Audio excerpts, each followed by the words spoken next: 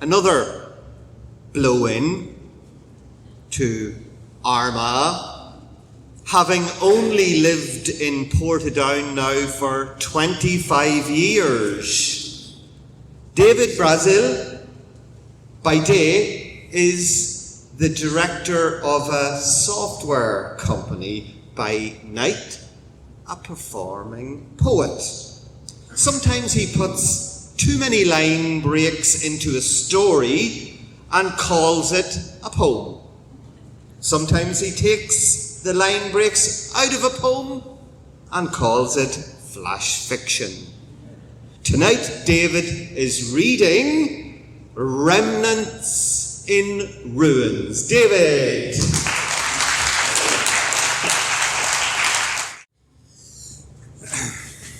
Thank you.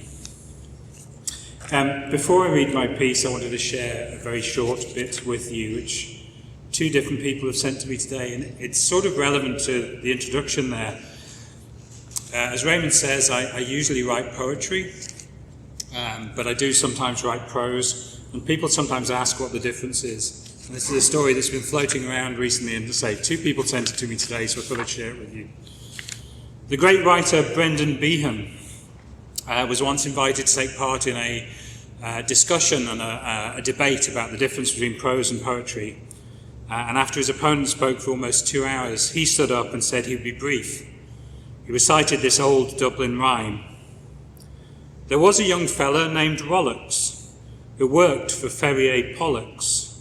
As he walked on the strand with a girl by the hand, the water came up to his ankles.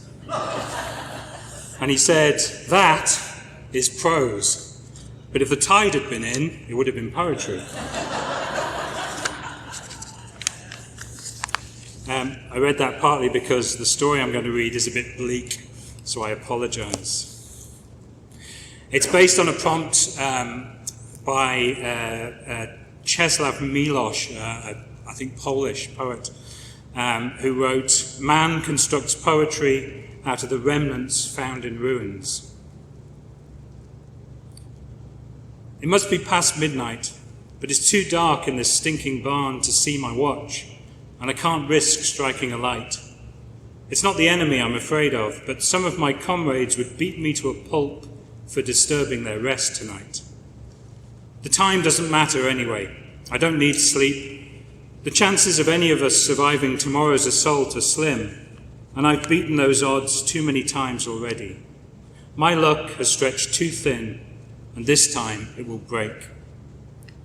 I'm not a soldier, not a fighter by training. I used to be a poet. Some say this is a poet's war. Hundreds of us, artists, writers, intellectuals, made the journey to this corner of the world and signed up to fight for the noble cause. Most turned out to be useless. They were wiped out in their first encounter. I surprised everyone, surprised myself, by my ability to stay alive and my ability to kill. The killing was much easier than I expected. It was poetry that brought me here. Lying on my bed at home, I read the poets of the Great War. I saw the beauty of those works and felt somehow that the death and destruction had been worthwhile because of the art it created. I'm ashamed of that now. Those poets gathered fragments from the ruins of the battlefield, cleaned them, and presented them to me in a silk box. The horror was there beneath the words, but the images were so polished I was dazzled. War turns some men into poets. The pain and destruction moves their pens, puts words into their mouths. For me, the war has erased all thoughts of writing. The desire to put this madness on paper was beaten out of me before the end of my first week. This should not be immortalized. It should be swept into the gutters and forgotten. There was no point in hoping, as I once did, that people might learn from the words of a poet. The human race will never learn. Here, in the dark, as quietly as I can, I have removed the magazine from my rifle and emptied it. I will fight tomorrow. I will not shirk my duty. I will shout and charge with my companions, and my empty rifle will have the same impact on the outcome as all those around me. I will fight beside these men, and I will die with them, but I will not kill, not again. I have only one wish, one prayer to that God who does not exist.